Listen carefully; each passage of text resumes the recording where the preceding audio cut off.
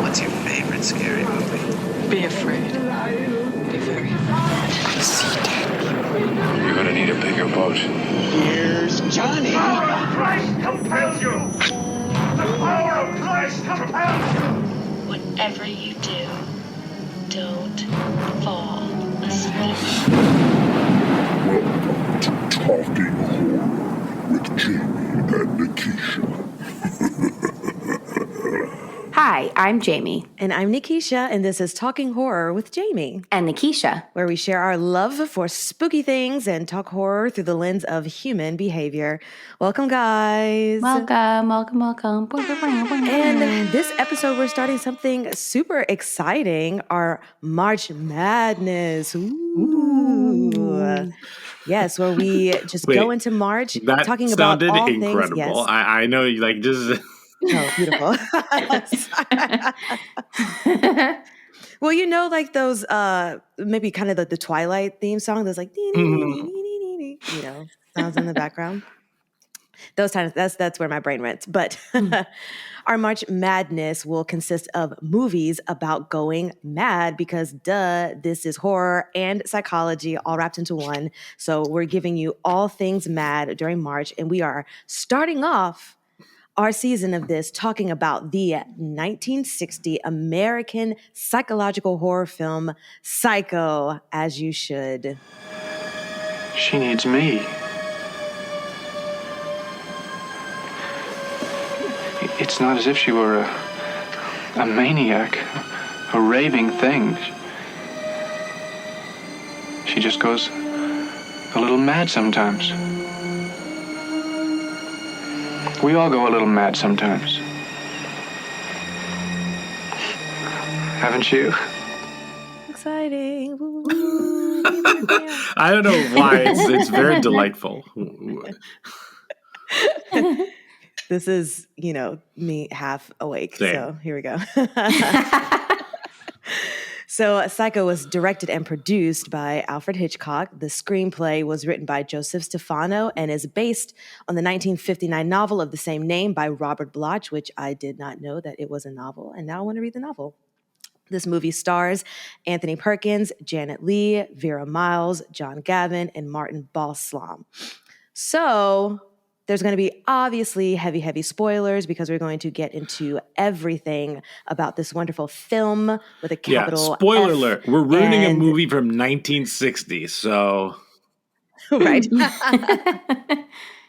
If you have not watched it, which I will definitely be talking about the spoilers that I had before I watched this movie, and I wish I did not have, but it's a thing. So, you know, watch the movie and then come and listen to all of our thoughts about it. And Jamie, can you warn anybody of any of the triggers that might come up in this movie?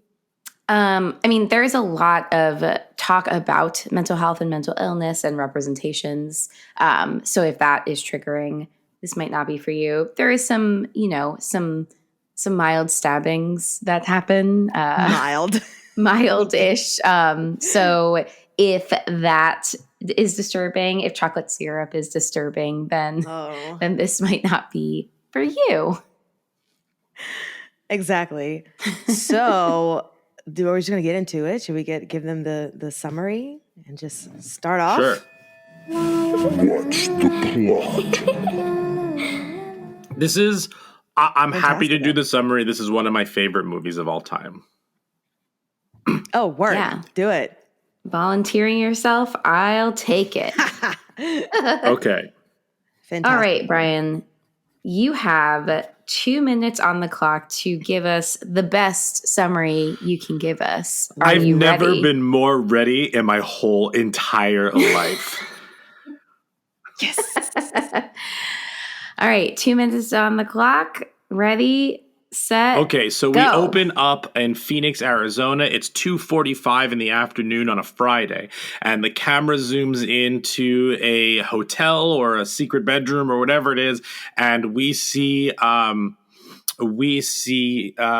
Marion Crane, played by Janet Leigh, having a nice little afternoon delight with her lover, Sam Loomis. And Sam Loomis is in deep debt, and she wants to marry him, but he won't do it until he pays off his debt. So she goes back to her job at the work where she works for real estate. This real estate guy comes in. He wants to buy some stuff for his daughter, gives them $40,000, which in today's money is almost $400,000. And so she essentially steals the money because she's going to drive to her boyfriend Sam in Los Angeles. And on the way, she gets super nervous. She has to stop at this hotel. The hotel owner murders her. And then her sister and her lover come to find that she's missing. The man who lost his money hires a private detective. He kills the private detective. Oh, excuse me. Somebody kills his mother kills the private detective. And then his mother is going and trying to kill the sister. And then it is revealed that, oh no, it's not the mother. It's Norman Bates pretending to be his mother. And he gets put in jail because he wouldn't hurt a fly, but we all go a little mad sometimes. And that's the plot. Nice. That's fantastic. I was watching the movie and wondering what $40K would be in today's time. So that's interesting to know. That would be $400,000. It's $379,929.73 today. Thank you for getting specific. We like to be detail oriented here. Yeah. Or as we say in Talking Horror, we like the first minute of our plot intros to be the first 5 minutes of the movie, and then Absolutely. I just feel like and then we really it's interesting because this movie is fascinating because the first 45 minutes before, so she gets killed at with Jamie and I stopped it because I wanted to know, because Jamie and I were talking like, we thought that she got killed at like the 20-minute mark, but she's in the movie for like a full hour. Oh. And we saw it. She basically gets killed in the shower at the 45-minute mark, which is fascinating because the first half of this movie is filled with plot.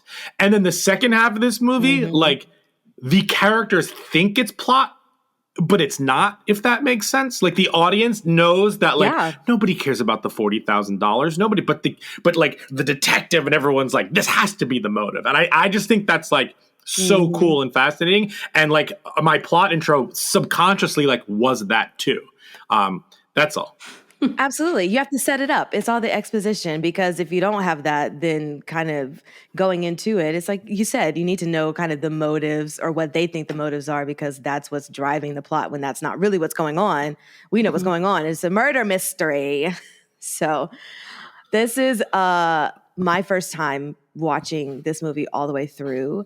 And we should go into likes and gripes about this, but I just want to start off by saying that I want to kick myself for spoiling everything, because of course in my Watch Mojo top 10 whatevers of whatevers involving horror, of course the shower scene comes up, and that wasn't really the spoiler, but then, you know, you watch the top 10 movie plot twists in horror movies, and then you see that, oh, it was Norman the whole time. And I wish that that piece of detail I didn't know.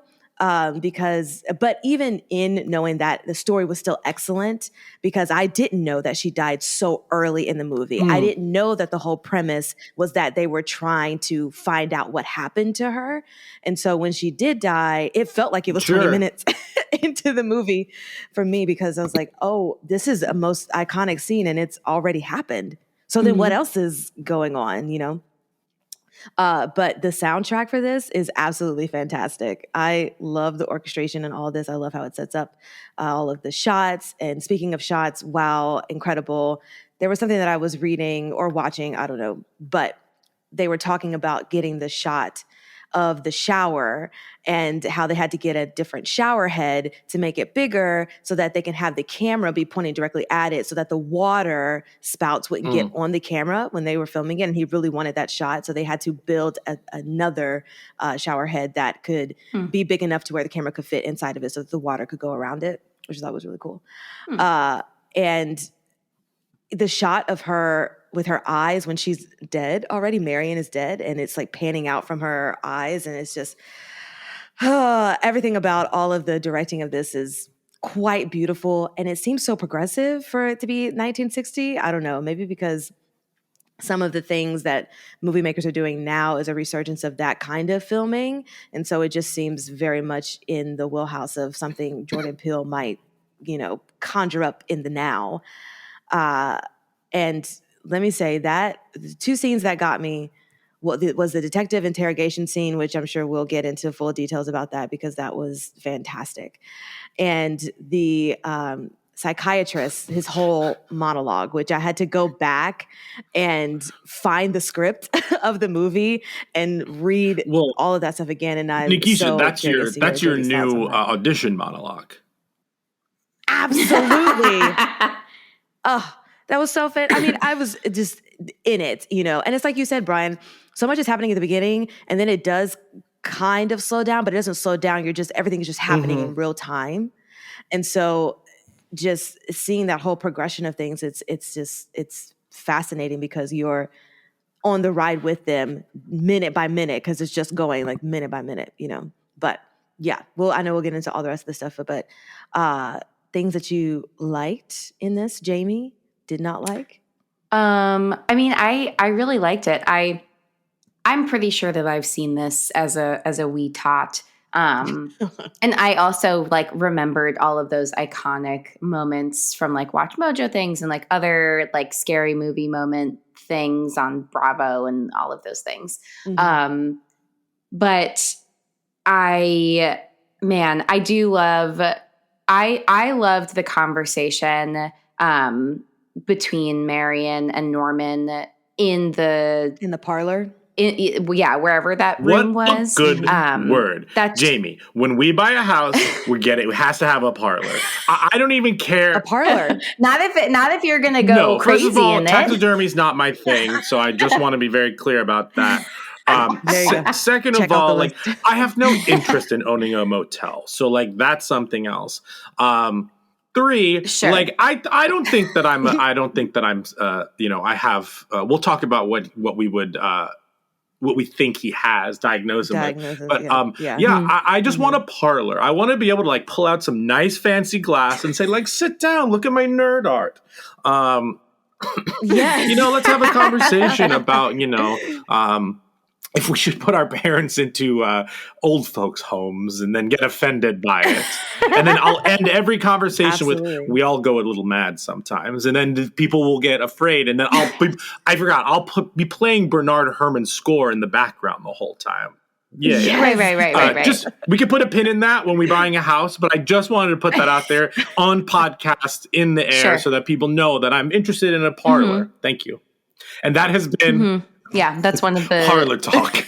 One of our stipulations. Parlor Talk. But yes, I did enjoy the Parlor Talk. That conversation is so interesting, especially like knowing what happens. It's really interesting to kind of see like how much does he know what's going on? Like how mentally ill is he? How much psychosis is he experiencing? Like there are these almost glimpses of like him connecting to reality, but like he gets so close and then pulls back. And it's super interesting just to kind of see like how like his psyche is kind of making sense of everything that's going on, like his of reality as it is, and not like the reality that like he's created for himself. So that conversation is really interesting. I also did really enjoy I mean, it's so like of its time, but the conversation like of the psychiatrist explaining everything at the end, like I didn't totally hate it. But it was super interesting. I think what really interested me was how receptive everyone in that room was to this explanation. Like you didn't get a ton of resistance of like, what are you talking about? Like, that doesn't make any sense. It was like, oh, wow. But then like, what does this mean because of this? And he was like, no, I got you. Here's my explanation. It was like, that was super engaging and it didn't feel rushed in terms of like, oh, we gotta wrap this story up. Like, let's just make it all make sense. But like, I feel like they really, it was thoughtful in how they tried to kind of like, shift the focus into like, oh no, this is like a murder mystery. And like, here's us solving it. And I kind of dug it. And yeah, we'll get into specifics about like the actual mental health of it all. But like, I didn't hate it. So there is that. And I did like all of the kills. I think that like they're shot really, I mean, again, like it's just so, so of his style. It made me think of this one time where Brian and I went to go see a Quentin Tarantino movie, and someone walked out and literally said, that was so Tarantino-esque. And Brian got so mad because he was like, yeah, it's a Tarantino movie. Of course it's Tarantino-esque. And I was literally about to say, yeah, this style, like his style of murders was so Hitchcocky. Okay. Yes. We were in the Alamo in Brooklyn, and in downtown Brooklyn, and I was like, it was like walking out of a Spielberg movie and being like, that was so Spielbergian. I'm like, yeah, of course, he directed the movie. like same thing with like Tim Burton. Like if I was watching like I can't think of it. Like if I was watching a J.J. Abrams movie and I said that's so Spielbergian, totally makes sense. But if I'm watching a Spielberg movie, it's like, and if I say like that was so like Hitchcockian, like that makes sense. But if I'm watching a Tarantino movie when he only has like 9 movies or whatever it is, and he's like, that was so Tarantino-esque. It's like, yeah, you know why? Because he wrote it and he directed it and he probably was overbearing in the editing process. Like, yeah, 100%. Okay, this was very Hitchcockian, but 2 things. The end scene that Jamie was just discussing, my favorite moment from the end scene was when those transvestite lines, because even though they're like a little silly, like where he's like, no, transvestite is a man dressing up as a woman for a sexual charge or excitement or whatever they said there. For a 1960s audience, you know that someone is like, he's just a transvestite dressing up as a woman. Like he was like, I really like that they kind of like, they pre-guessed what the audience might think, because this may have been like a new reveal or exciting. Cause like, this is like gonna be crazy, but like, I don't know how many twists in like this in terms of like, it was actually the same person, but they thought they were someone else. Like, I do not know the history. This may have been like the actual first time where like something like a DID or whatever we decide that this character has, it was presented. Like similarly to Malignant, spoiler alerts for Malignant, we're like, that is the first time I saw, we could have guessed it easily because like we've seen so many horror movies and whatnot, but like that was a twist we had never seen before, really, like how wild that was. And so I really appreciate that. So this is one of my favorite movies of all time, 10 out of 10, no notes. I think that it is wonderful. I think that I haven't seen it in a couple of years. Wow, does it hold up like really well? My favorite thing this viewing time was when that camera at the beginning swoops into their hotel room or whatever that room was. It felt like we were seeing something that we shouldn't be seeing. Like the idea that we're like sneaking in through the window and then like it opens it up. That like, and then like it felt like the whole movie was like a secret we were in on, excuse me. I loved that. 1, 2, wow. Did she look like her daughter, or rather, did her daughter look like her so much? Like, Jamie Lee Curtis looks so much like her mom. It is insane. And then totally forgot that the doctor in Halloween, Sam Loomis, and all the other Loomises in horror is named after her boyfriend in this movie. Like, ooh, like now that we're like watching all these and really talking about Jamie Lee Curtis a lot more through the Halloween stuff we've been doing, and then like the Loomis stuff, and even Scream, because Billy's last name is Loomis. Like Scream, yeah, this that's what I definitely thought had about. more weight to it, knowing like what this spawned. And Jamie and I also saw Vertigo like last year or 2 years ago in movie theaters, and like some of that does not hold up, like a lot of the sexism stuff in that one. Drink your brandy; it'll make you feel better. But in this one, what excited me about this watch this time is I guess I was always focused on the twist and his mental health and all of that. But the way Hitchcock actually not only depicts, but like talks through and subtextually presents the idea of masculinity and how people see each other, and the idea of femininity versus masculinity, and how like this androgynous like feeling and things like that. Because Norman, especially in the scene with the cop, where he's like, I could never be fooled by a woman or something like that, and the cop is just like, yo, bro, like it's not a big deal, and he's like, he just seems very insecure about himself. Also, Anthony Perkins in real life was a closeted gay man, so like a lot of that, most of it, and he died of AIDS in 1992. It's just fascinating to me how much of this movie is just representative of the actor and of and like also grappling with that idea of masculinity, because like that Sam Loomis character like feels very masculine, the way that he talks, the way that he like takes over the conversation, whereas Norman is part mother, part him, and whatnot. I just love this movie. I think this is this is the best. This is the best. I feel like you watch a lot of movies where you're like, I understand how this started things and things like trickle down from this, but it's not like the best. This is the best. And that has been Parlor Talk with Brian. Absolutely. Well, it is fascinating, Brian. You mentioned something about how Hitchcock does the subtext and everything, and that just reminded me of all of the scenes where you're just seeing the character, but exposition is happening, and especially with Marion in the car, and it's it goes both ways, because you're thinking, oh, is he just giving you the storyline when they're talking about the people discovering that she might have taken the money because they're trying to find where she is. And so they're going through all that dialogue, but the camera is just sitting on her and driving.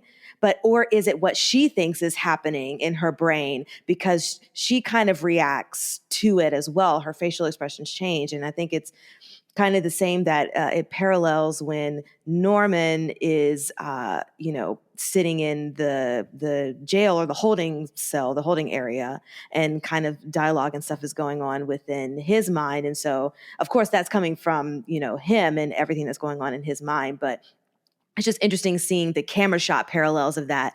And so that kind of makes me also want to believe that some of the times when you're seeing just the one character and exposition is going by, that it might just be what they're thinking is going on in their head and maybe not necessarily what is exactly happening, or, whatever the case may be. So it's just interesting, that tactic for giving away kind of exposition, as opposed to he could have just went back and shot all of the people trying to find her and the other secretary she was working with and the boss figuring out all this stuff. And so I thought it was just kind of a great way to give you that, but we're still in the real time, even though other things are happening, and I do want to go back to specifically some human behavior things, because and these are questions for both of you guys, because it's just a matter of what you think or your opinion about on the matter is. But in Marion stealing the money, we don't get too much into her specific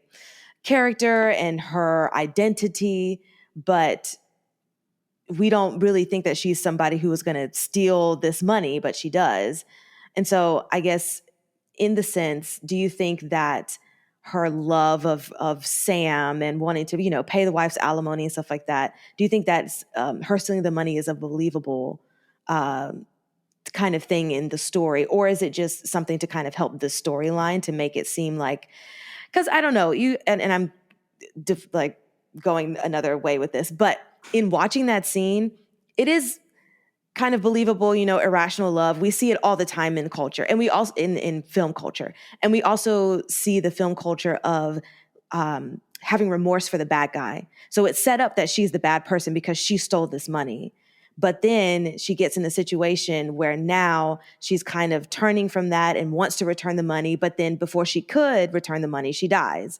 And it's like, are we supposed to have remorse for this person? You know, what is the audience what does the director want the audience to think about this particular person?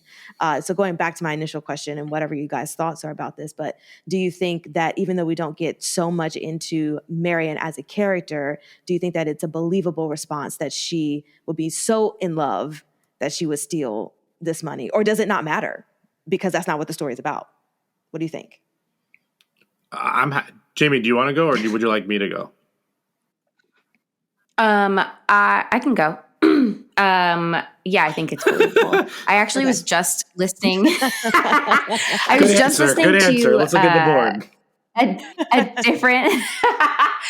I was just listening to another podcast, True Crime Obsessed, and they cover like true crime and they cover documentaries and things like that. And literally one of them that they did was this woman who was like having an affair with this married guy who said like, oh, you know, I need to buy out my share of the business or like sell it to my wife and like have enough money and then I'll leave her and then we can get married. And she literally gave him so much of her money in cash. I don't even know like all of that, but like tens of thousands of dollars of her own money. She got a second mortgage. She like pulled from her savings, like all of this stuff to give to this guy. And then she disappeared and like this person like was never actually arrested for her disappearance. Oh, wow. But like, yeah, I think people are motivated by it's like this weird crossover between like, you know, your love being so strong and there's that, you know, oxytocin neurotransmitter in your head that's like reinforcing all of this stuff that you're willing to do a whole lot of things for that person, whether he asked her to or not. And like, you know, he's not putting that on her. She's taking it upon herself to do it. But like, I think that people who are asked are also doing it very frequently. Again, like whether they like actually want to or like are feeling, you know, that pressure to do so. But yes, I think that this is like very realistic. Not that I think people are stealing money left and right, but I would steal. I just want to say, even in I you would bringing, I would steal money for you, Jamie. If Don't okay. say, first of all, don't. Second of all, don't say that here on a recorded platform. Okay. Okay. Well then. Sorry, Nikisha. There you go. I will just say really quickly that just Parlor Talk. That just reminded me of the Tinder Swindler, which if you have not watched that on Netflix, you guys absolutely should, and let me know what you think about it. But it's the exact same thing of these girls falling in love and giving this guy all of their money because he is quote unquote in trouble.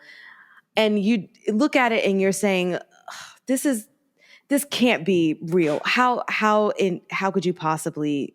But how he, you know, wines and dines them and makes them fall in love with him. And so even in you just speaking that just reminded me of that, which goes back to this could be believable behavior that she would steal money for this man because she wants to be with him. But anyway, go ahead, Brian. Yeah. But watch the Tinder Swindler. That's the thing. Yeah. Here's what you do. You don't fall in love. That's where everything goes wrong. There you go. Lessons learned. Thank you, everyone. As Parlor Talk. Jamie's fiance, that was Parlor Talk. All right, so I have a couple of things to say about everything that you've just said. I do not think at the beginning of this movie she was capable of doing that. I think that cowboy pushing the fact that his daughter was getting married at 18. Here's a picture of her. She's been working at that office for 10 years. His awful, obnoxious behavior is what made her snap. And I think that she was always kind of capable of it. And like, so we're presented with her love for Sam, and Sam's kind of like, I guess in 1960s, like he's a gentleman. He's not going, I'm not saying that like he can't marry her with debt and stuff like that. But like, I think that I don't know if he's like, it's never clear if he just like is on the fence about her, or like doesn't know, he likes this long distancing or whatever it is. Regardless, like I don't know if she's just so sick of not being married. And this movie has a lot of that theme. Like Norman kills his mom because she found somebody else. Like the marriage idea throughout all of this is definitely a constant throughout. But I think that man who gives them the $40,000 is the leaping off point for her to just be like, you know what? If this obnoxious dude's 18-year-old can get married, and here I am, whatever age I am in 1960, like, and I want to marry this man, like, I'm going to make this happen. And that leads to the voiceovers, because the voiceovers happen before those events can actually happen. Meaning, she leaves on a Friday. Her sister is gone the whole weekend. She falls asleep in the car Friday night where the cop finds her. Then Saturday morning, she swaps her car out. And then Saturday night is the rainstorm. And she's killed on Saturday. And then they wouldn't find out that she was missing with the money till Monday. But the voiceover happens on Saturday. So this is her anxieties about, and so we get to see inside of her psyche, where she's creating these future moments and like feeling guilty. At one point, she like has a devious smile because like maybe she's like super high on the idea that she's doing something wild. But in the hotel room, she's like writing out like, okay, I spent $700 on the car. How much am I going to have to like pay back this $40,000 because she's going to go back? So I think that it is 100. I agree with both of you. I just went a little bit more crazy with it, mania with it. I think she was totally capable of it. And I think the movie presents the fact that the guy who gave the money is the reason that like really set her over the edge to be able to do that. And then she gets so anxious and jarred when she sees her boss walking through the crosswalk. And that just like, she hightails it out of there. Then the cop, she's terrible at being sneaky. And even like when she puts the money in her bag, it like kind of doesn't fit. So as an audience member, it like feels unnatural that she's doing this. Like she's doing this. This is not something that her character, but that this is something that her character has to do, if that makes sense. That like, absolutely, that definitely, and even that tense moment of you think Norman missed the money, but then, you know, Norman finally finds the newspaper and then throws that in the car. Like, I just think it's all interesting. I don't think I ever paid as close attention to the first 10 minutes or 20 minutes as I did this time. Especially because of the obnoxious like cowboy man. Yes. Which, I mean, that's a great point that I didn't even think about, that he was the kind of the catalyst into her saying, the cowboy man was a catalyst? Boo. And that was Parlor Talk. Ryan. Wait, I have a question, a personal question. So like in talking about like the anxiety thoughts, because that's kind of what I feel like is going on, is like she's going through like, okay, this is what happens next. So I can hear my own thoughts. Like I can hear when I'm thinking, like narrated in my own voice. And I learned that not everybody can hear their own thoughts. So I'm curious, can you hear your own thoughts, or do you just like know what you're thinking without like hearing your voice kind of narrating in your head? It depends. There are some moments where I'm thinking it happens, but I'm not hearing it. But in longer just sit downs, I definitely hear my own thoughts. And sometimes it's not even in my voice, which is also really weird. Spooky. Sometimes, yes. I don't know. I'll show them. I wouldn't hurt a fly. Sometimes it's my voice.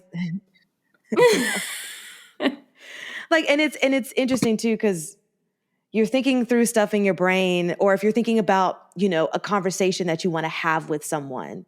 And so in my brain, I'll be thinking about me talking, but also that person talking. So I'm hearing both of the voices. Wow, that sounds like it's something else. But yes, so you're just hearing all the different things. Definitely hear not only my thoughts or in my voice, but in other people's voices as well. I don't know. What about you, Brian? I cannot hear my own thoughts.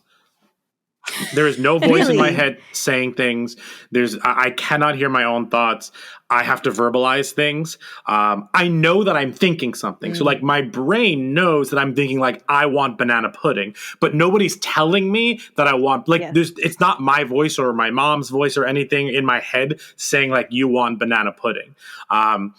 As Parlor Talk. I cannot hear my own thoughts. I really do have to like, oh, that's in like, oh, do I want the banana pudding? You know, like like some. Oh, say it Not out loud. always. Yeah, you're just but sometimes like if I need to like if okay. I'm making a decision, I need to like write things down or say them out loud and see them. I'm a very visual person in general, but I cannot hear my own thoughts. My thoughts do not keep me up at night because I can't hear anything. Yeah. I literally don't know what that life is like. Can you? Same. I need somebody to share this. Yeah, with so me. I can't hear my own thoughts. Yeah. I mean, that might be interesting because, Brian, you said you're a visual learner, so that makes sense. And I do better listening to things, so maybe that's why all of the thoughts, like I hear them because, you know, especially in the music, being in the music world, it's nothing Sure. but just listening. And so maybe it has to do with the type of learner that you are. I've never really been good at harmonies. I think that has to do with like not being able to hear things in my head. I also I actually didn't put that together until right now, which is like pretty wild. I am not good at math on the fly. I need to do it. I like if somebody asks me to do like this times this or this plus this, like I cannot visualize those numbers in my head as much, and I will get distracted if I get stuck at some point.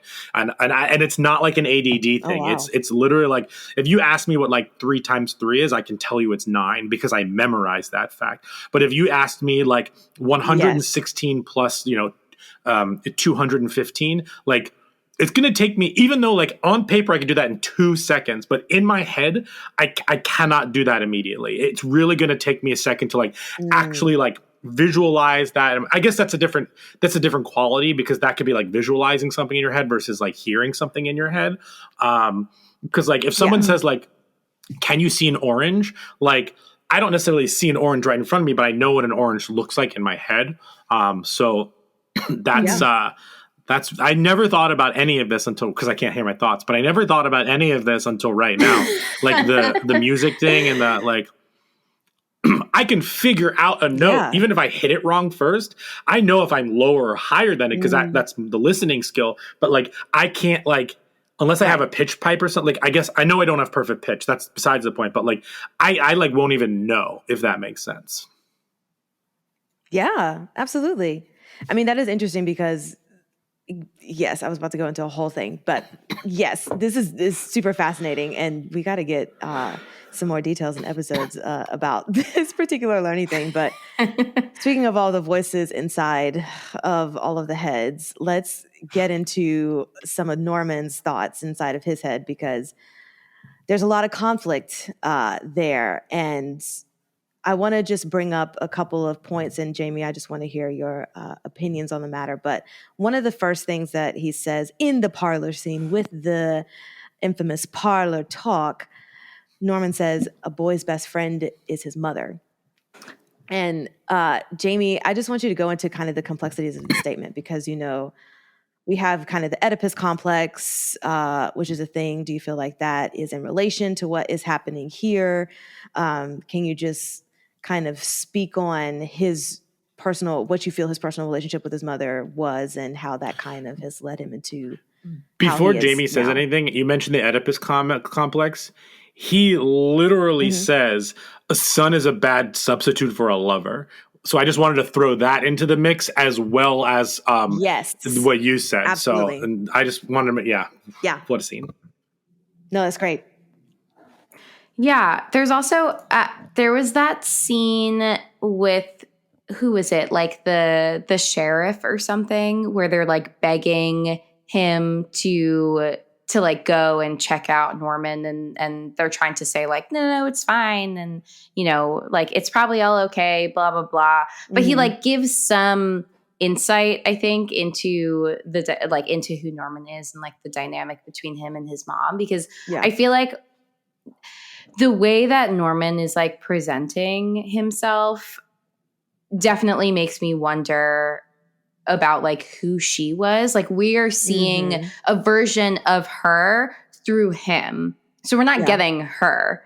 But fair. I am very curious to see, or like to know more about like what was she like? Like where did these beliefs come from? And like how did we get here? Because like we're only getting what his perception of his mother looks like. Right. And not necessarily reality, but like even like once we get to dissociative identity disorder and like all of that, you know, a lot of that comes from trauma, and like makes me wonder like how much trauma Norman has endured from Norma. That's very hard for my mouth to say both of those names back to back.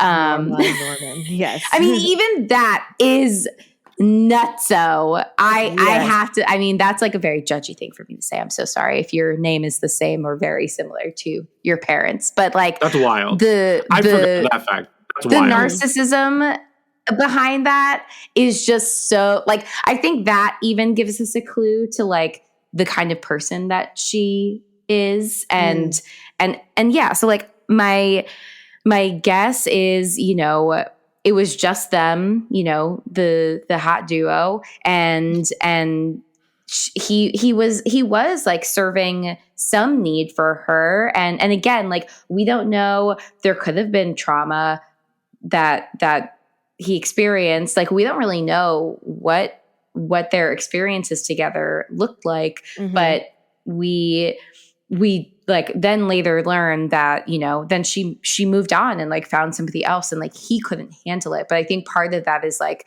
what I imagine is the grooming that he experienced by his mom for their dynamic to be so enmeshed and like unhealthy that he couldn't handle the fact that like now she was shifting focus to somebody else. So like, again, we're seeing so much from Norman's perspective, but I think that like the puzzle pieces that we get into Norma kind of give more context to like why Norman is operating in this way. I don't know if that totally answers your question. I didn't really talk about the Oedipus Complex thing, but mostly because like, I mean, I think I find Freud and like Oedipus and the Electra complex really interesting. But I am not like very Freudian or psychoanalytic. So that's just not like a place that I typically skew.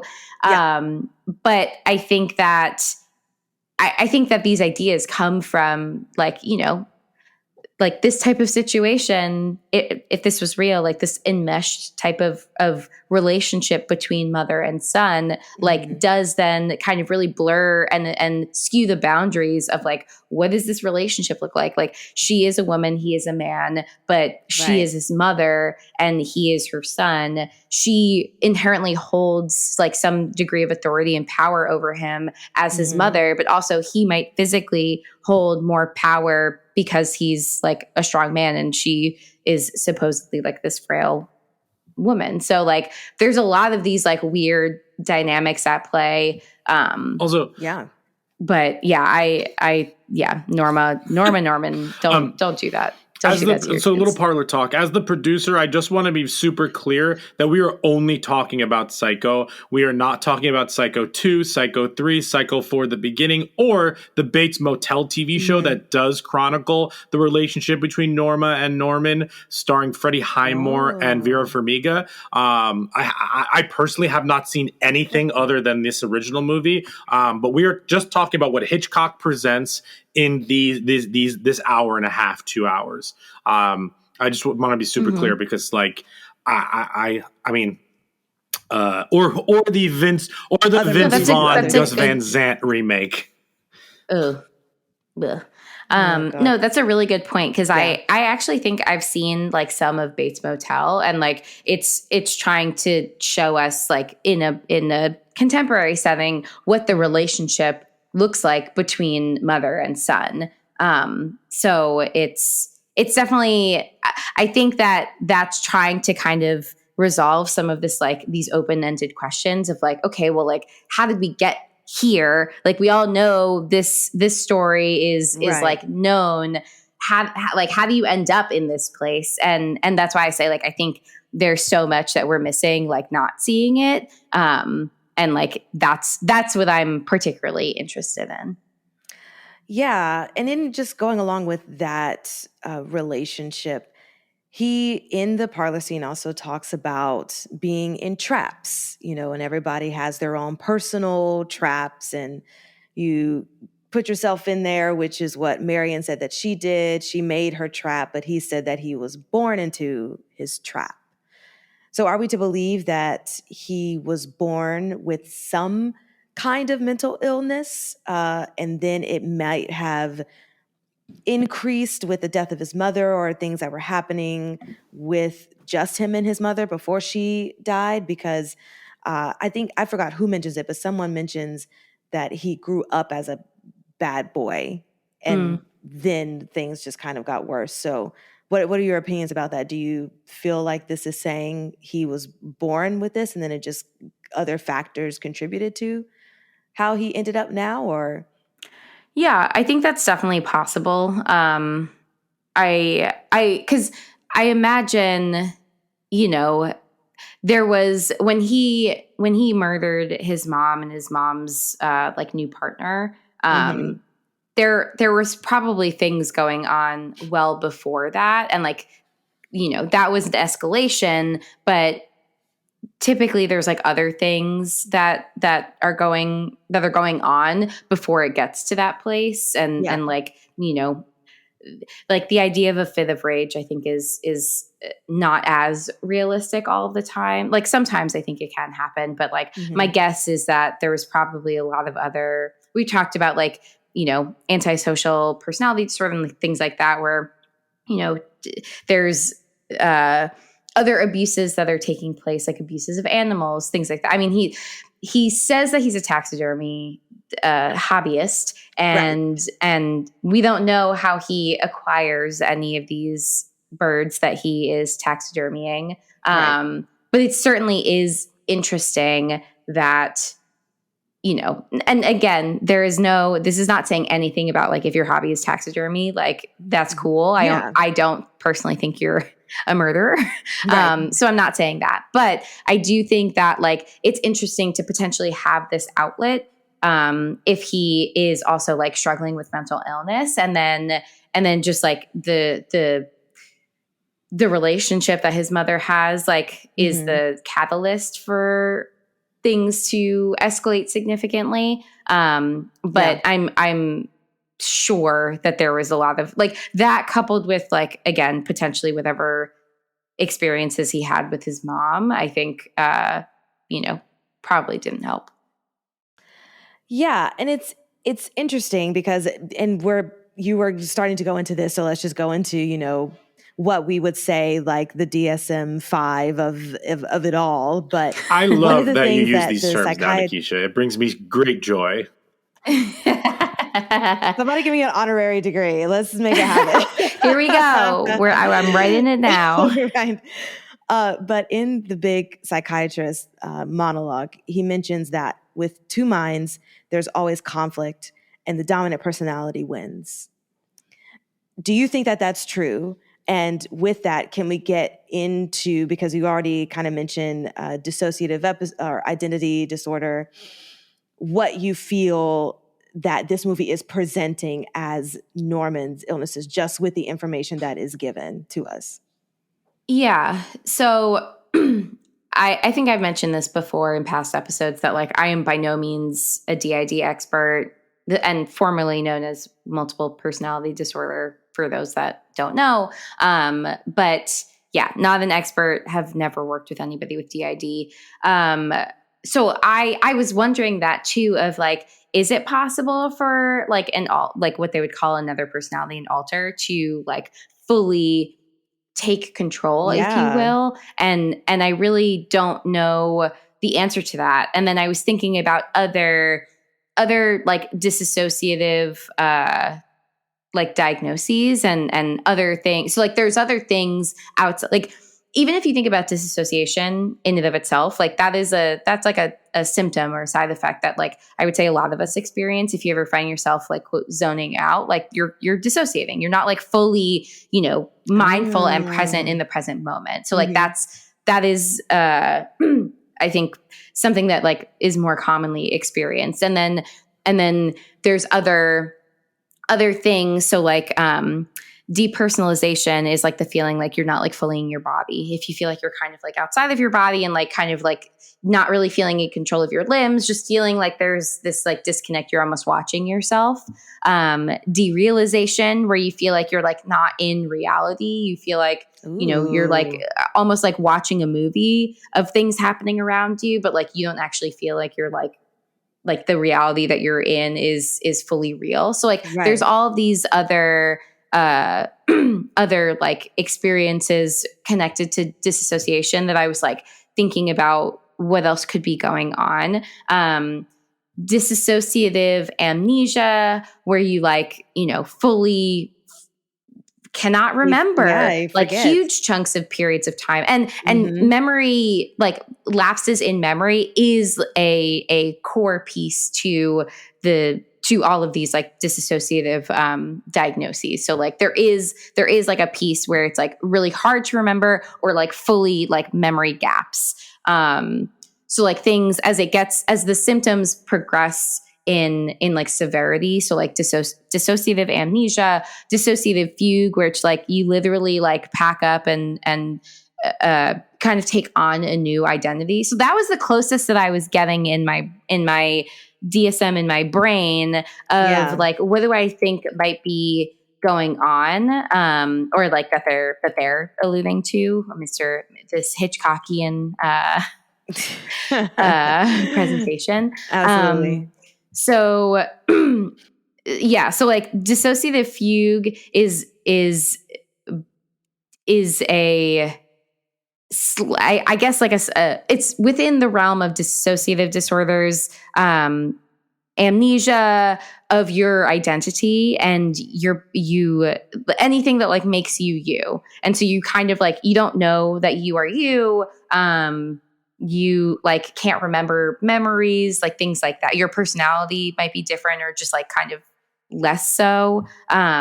Sometimes people will like establish a new identity.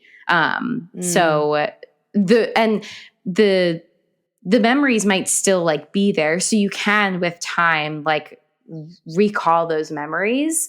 But yeah, so it's really interesting. And so I was like, oh, maybe that could be what's going on, that he's taken on this other identity and maybe still, but I feel like what they're trying to say is probably like DID proper. Yeah. So you're basically saying the movie should not have been called Psycho for a Psychopath. It should have been called DID. It should have been called Who Did It? Oh, fantastic. Good one. So this is our last episode of Talking Horror.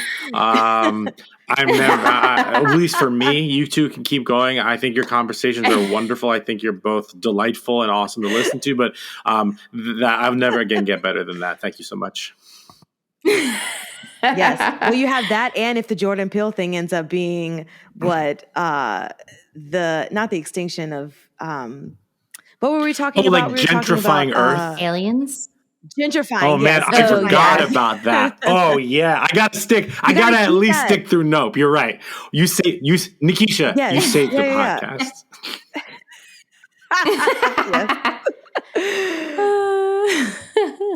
Yes. But yeah, it's interesting too, because like you have this scene. Like we paused the movie and Brian was like, okay, but like what's going on when you hear him yelling like, mother, oh God, mother, blood, blood. It's like, what's the point of that? And that's the part where it's like, I do think that he like doesn't actually remember because it wasn't him who did it. Right. And like he was not like present in that moment. So him being shocked at his mother's presentation makes sense because like he is gone in that moment. He is not there. it's also interesting. The clothing piece too is interesting because I think there are elements to like in DID where alters have like a very distinct, like they have, each alter has a very distinct personality, distinct traits, distinct style, ages. They're not all the same ages. So like you are getting somebody who's like, if he is presenting as like the alter of his mom, then like he's going to look like her. And so like, and they tried to explain that. And I thought that was really interesting. Is that the same as in the movie Split? Do you think that the same thing is going on with presenting as other people, or is that something completely different? No, I'm pretty sure Split is also supposed to be dissociative identity disorder. And I think that they do talk more about how James McAvoy's character, spoilers, so sorry, but that he is a survivor of trauma. And so like I think trauma is a way more central theme to Split because I think the main character has also been a survivor of trauma. And so like that then becomes like a related to the plot. But right. Yeah, so like that also tracks in terms of what they're trying. Although I think then it becomes like one of the personalities is a superhero. And that maybe is not real. Yeah. Maybe I have a Psycho question. What do I know? I have a question about Psycho rather. Oh, okay. When Marion is looking out the window when she first gets there, and we hear, so anytime that we hear the mother's voice, it is clearly a voiceover of some other actress that they got to play the mother. Yes. Now, if I had one gripe about this movie, it would probably be this: that like, do other people hear that mother's voice? Like when she is looking out the window, we hear the voiceover of like the mother talking about Marion, like, you can't keep her here. Yeah. Blah, blah, blah, blah. So there's that aspect of things. Like, do we think that Marion heard it? Do we think that she was just looking at the house, because it was and the rain had let up. So like the idea that the movie presents it as other people are hearing the mother is a little bit iffy to me. But also something that we didn't talk about the end and Nikisha's new monologue for auditions is the doctor does make a very specific point about that, like Norman's sexuality in terms of like his intense feelings for Marion because she was a beautiful woman, like set all of it off because like the mother got jealous of Norman that he had sexual feelings or at least found her very beautiful. I guess, can we talk about all of those things? And something that I forgot to mention earlier is that, man, that sister had no reaction to the doctor telling her first of all, the doctor was super rude. She was like, "Is my sister dead?" He's like, "Yes." And Norman killed her? Like, not exactly. Yes. The mother did. And he's like, "No, you have to take this woman into another room and sit down and be like, your sister was murdered. We're going to explain everything to you." Right. Okay. Well, I think things have come a long way he's like, since this in terms of how they talk to He's like, "Yeah, she died, but hear my monologue."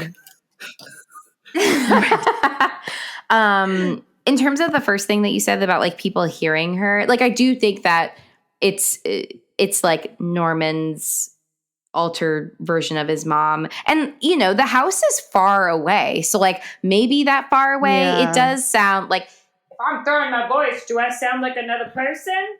Did you know it was me the whole time? I don't think that there was a better way for you to explain that.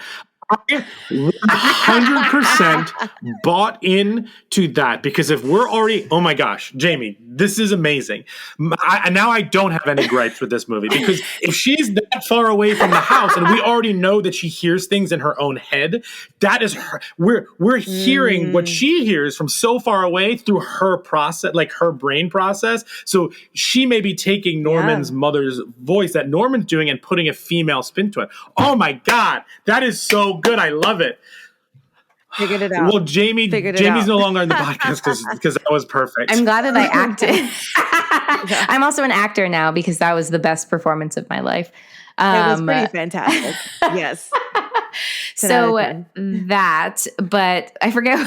I was so caught up in my acting that I forget the second Nikisha, do you forget lines on stage because you're so into the acting? Yeah. I mean, a lot of us do. And you can see it because you're so just focused on the intention. And then you're like, wait, what was I even supposed to be saying? Because you're just so like enmeshed in it. And then you just kind of want to go off on your own tangent. And you're like, no. Yeah, I am not throwing away my... Fuck, what am I not throwing away? Garbage? Exactly. Yeah.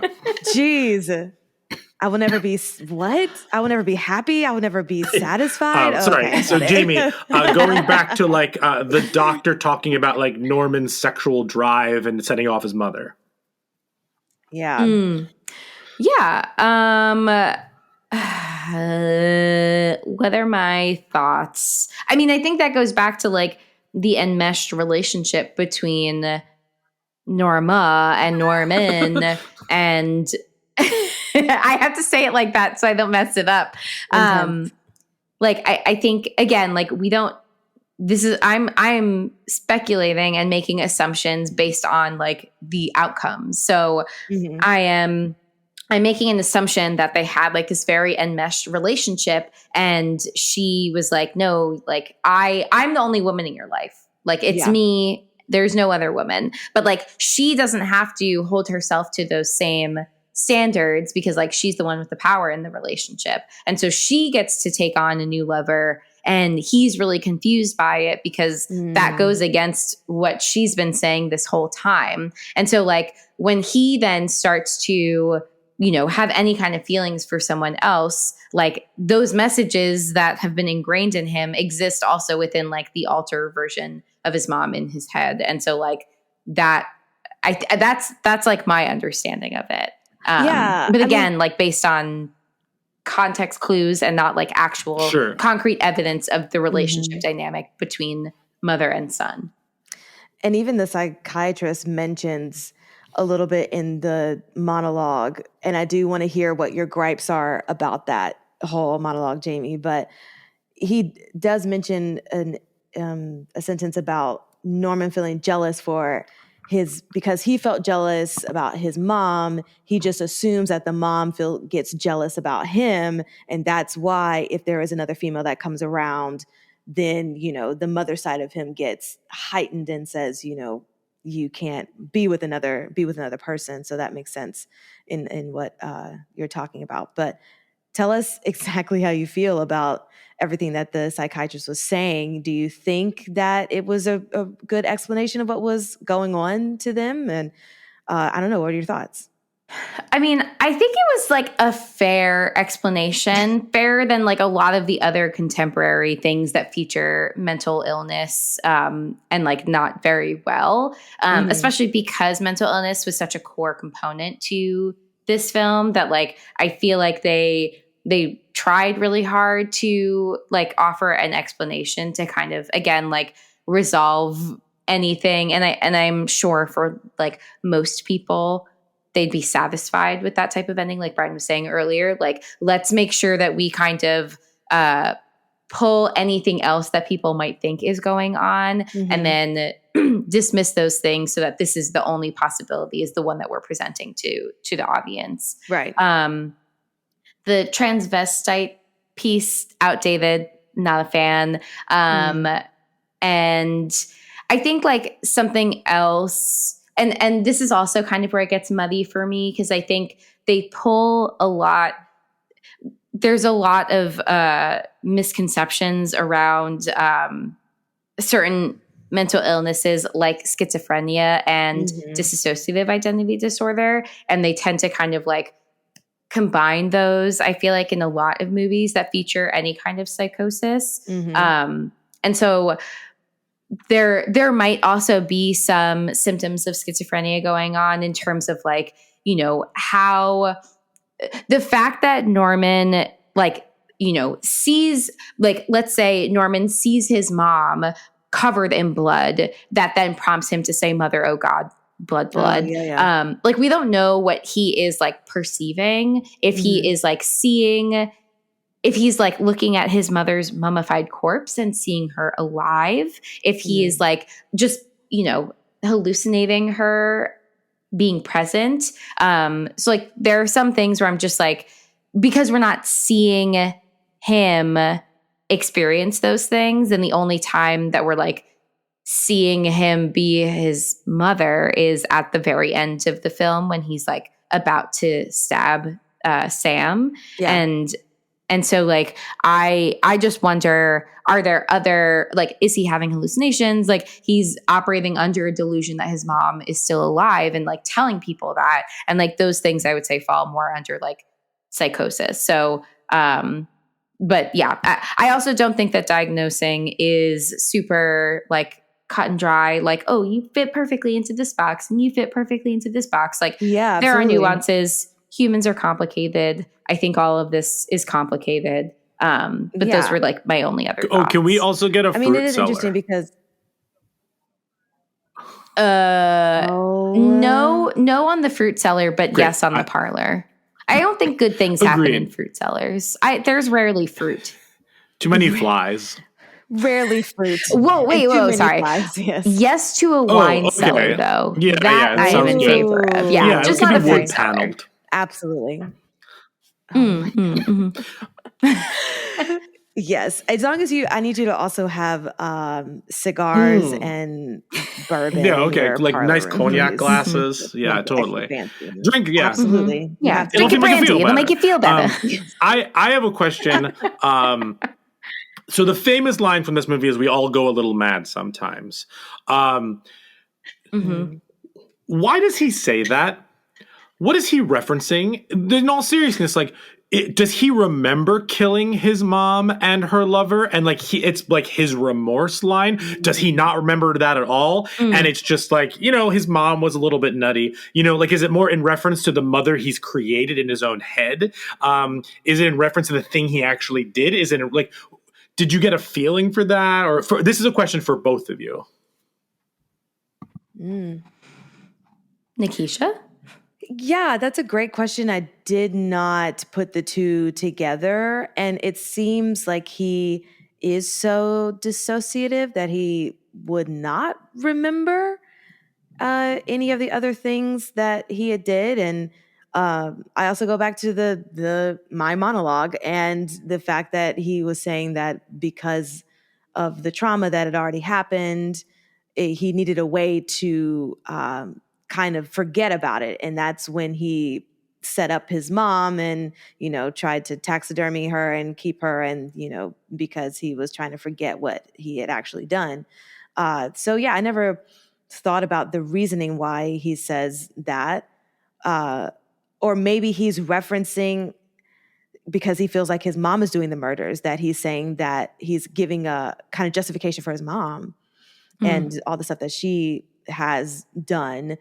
But that was him. And he's just saying, we all go mad a little sometimes. And I think that's why he got so defensive in the parlor talk about his mom, not wanting to put his mom in a institution or someplace. I think that's what they were saying, that they call it someplace. So yeah, I think he's probably just more referencing his mother when he says that, because he knows that she is doing wrong things, but he's just trying to justify it.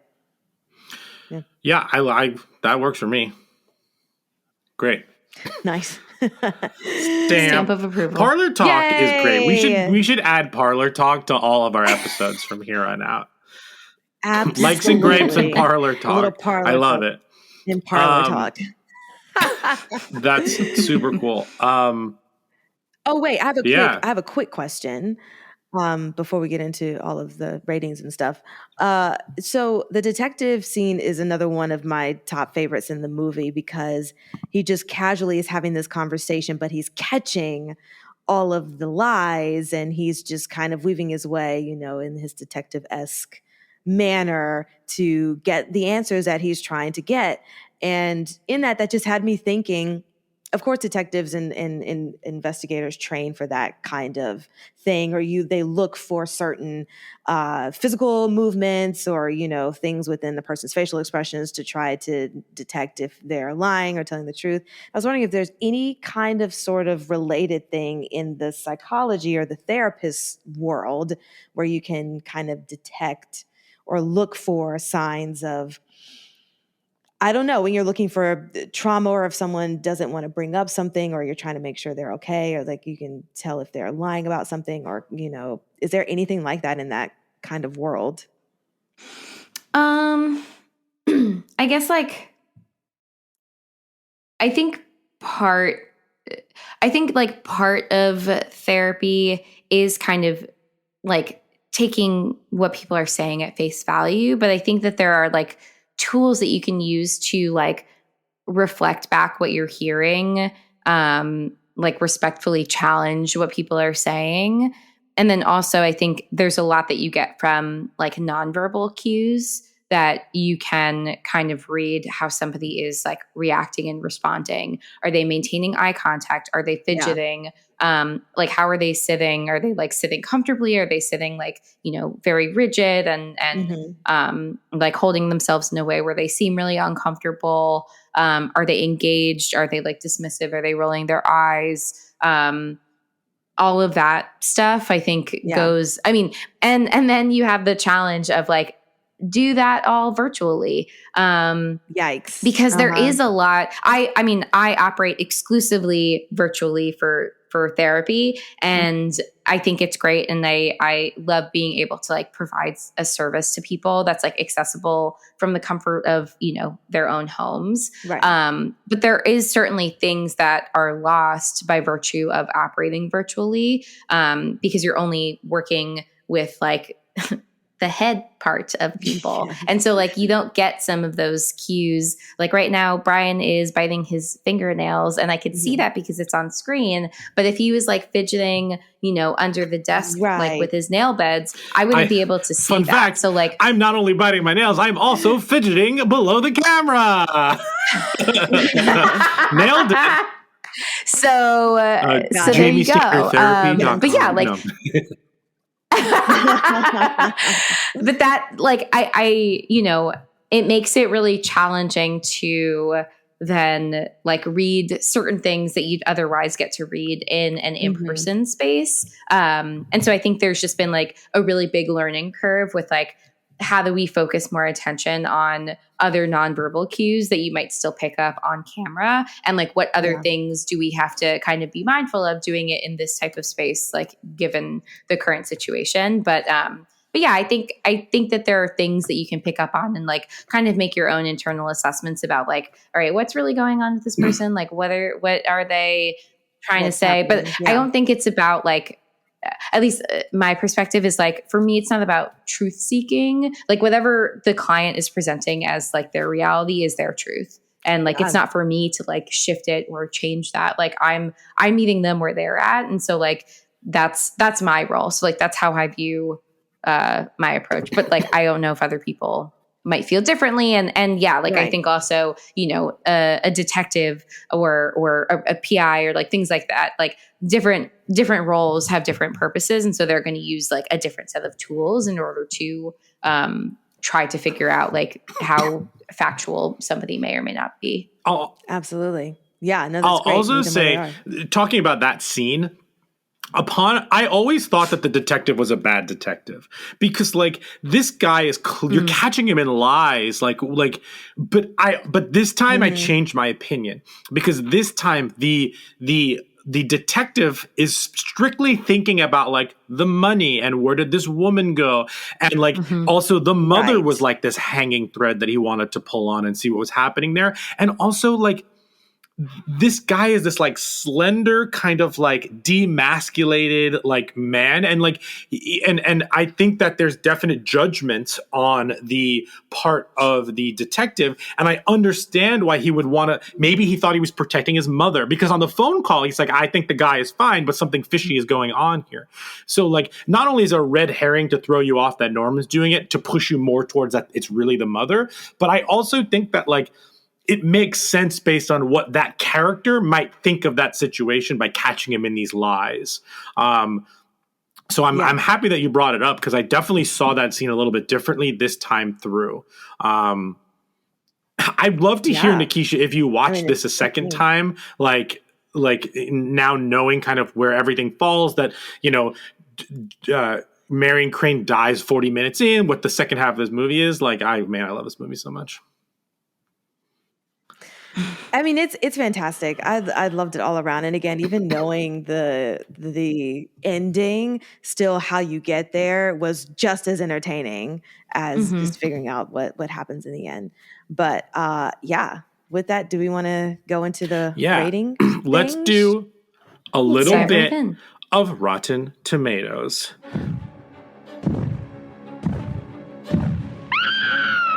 It's the Rotten Tomatoes game. Okay. What do you think Psycho has on Rotten Tomatoes? I'm going to say 85. I'm going to say 90. It is 96%. Wow. Oh, wow. Good job. I'm a genius. Yes. Now I'm really leaving Talking Horror. Thank you. Goodbye. This is one of my favorite critics' consensus. Infamous for its shower scene, but immortal for its contribution to the horror genre. Because Psycho was filmed with tact, grace, and art, Hitchcock didn't just create modern horror, he validated it. It's real good. It's Hitchcockian. That's great. Yeah. All right. Should we do the 4 S's? Absolutely. Yeses. Skull, scare, shakes, and suggestions. The Talking Horror's 4 S's. Okay, as we all know, the 4 S's stand for skulls, scares, shakes, and suggestions. Skulls, scares, and shakes we rate 1 through 10, 10 being the best. And then suggestions, we'll give another suggestion to go along with this movie. So with skulls, let's start with the therapist. Jamie, what would you give this for skulls, mental health, human behavior?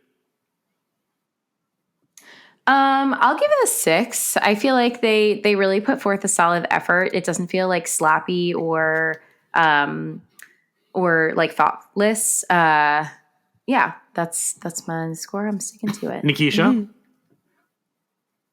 I'm going to give it 1 above that. I'll give it a 7. Ooh. It was just really interesting to have it be directly related to everything mental. And I'm going to give it 1 above that. I'm going to give it an 8 because of all the movies that we have watched, I would argue that like this is probably the closest we've gotten to a 10. There are probably some other ones that have come close to a 10. The Night House came close. Midnight Mass got a 10. The Babadook got a 10 from us, from me at least. The Quiet Place and Dogtooth and His House were really high. So I'm going to rank this up there with an 8 because they obviously take some huge liberties in places. But yeah, cool. Mm-hmm. All right, scares, Jamie.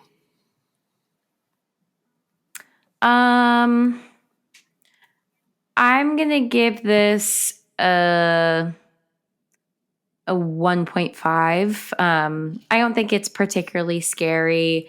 I didn't feel that much like dread while watching this. But I think it's just like more intriguing to see how the story's kind of being laid out, but not particularly scary for me.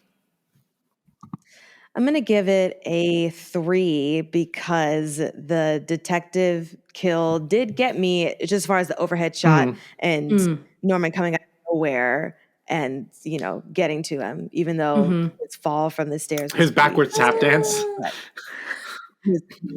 I'm also going to give it a 3. I think I'm giving it a 3 because of the needle drops of the score, if you will, in that moment in particular, definitely. Also, the silence of. I'm going to give it a scare, and this may apply to shakes also. Like, I can't take a shower without like thinking someone's going to murder me anymore. So that I think that might be more shakes, but like the silence of that shadow coming up, and then the music starts when they pull back the curtain, like that. That's still like I still get tight in my chest because of that. Because I didn't tell the story at the beginning. Every New Year's Eve, my family would when we were younger, we would play like a horror movie or a scary movie that was a classic, so a thriller or something like. So one year we watched the original King Kong. One year we watched Jaws, and one year we watched Psycho. And I was probably in middle school or a little bit younger than that. And like this one. And so I guess I'll go into the next one for Shakes.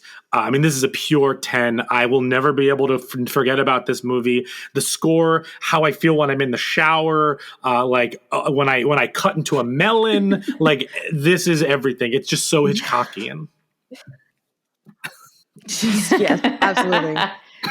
Yeah, I'm gonna give it one down from that. I'm gonna give it a 9. It's fantastic all around. Thoroughly enjoyed everything about the score and the direction and the cinematography. It's beautiful. I'm going to give it one down from you. I'm going to give it an 8. Half because I just like that we're all, going in order. Yes. But half, because I also couldn't remember if I had seen it previously, whether because of most likely due to age. But I also have a terrible memory. But I think the idea of the shower piece is a really good point because I will often pull back shower curtains because I don't like them being closed. Mm-hmm. And then suggestions. What are you suggesting to pair with this movie?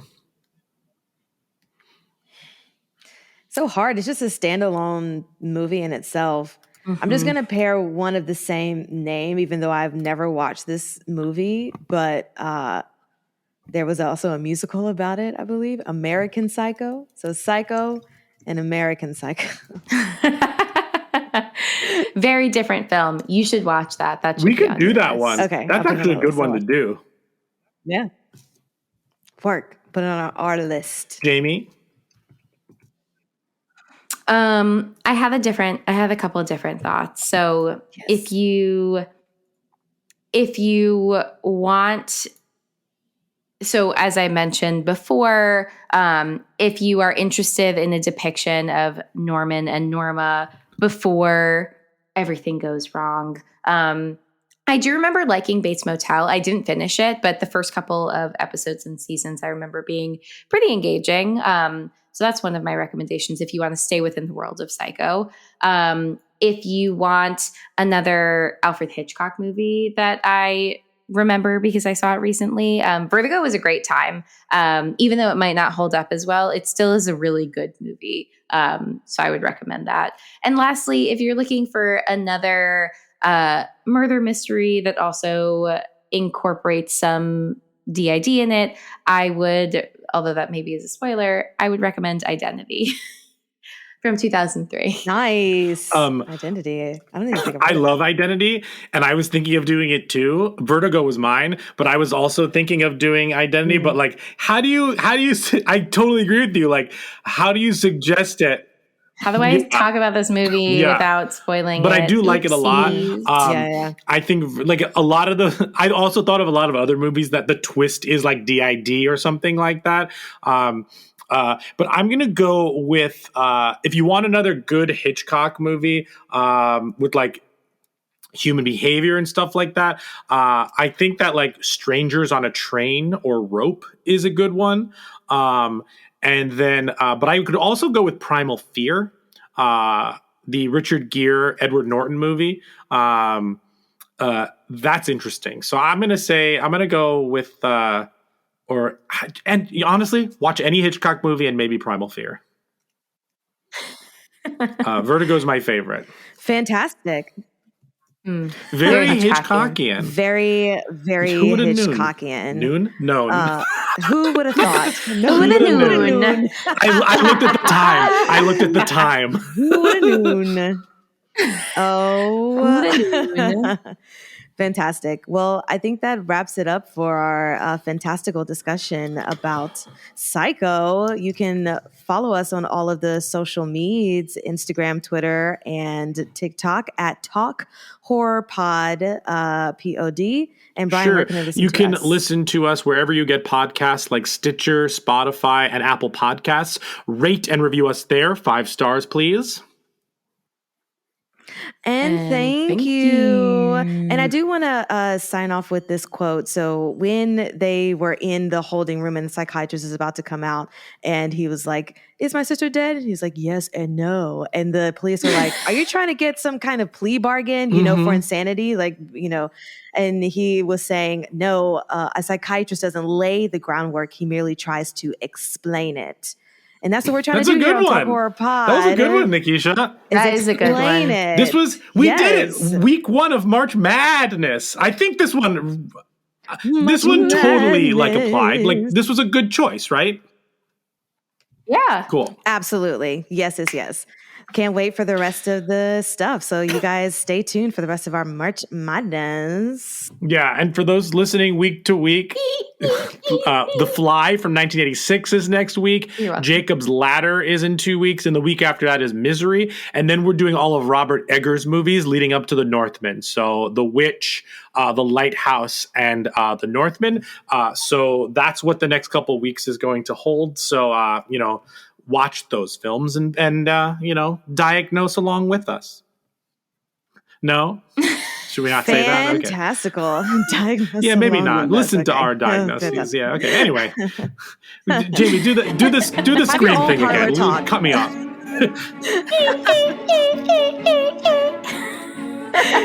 Thanks, guys. Bye.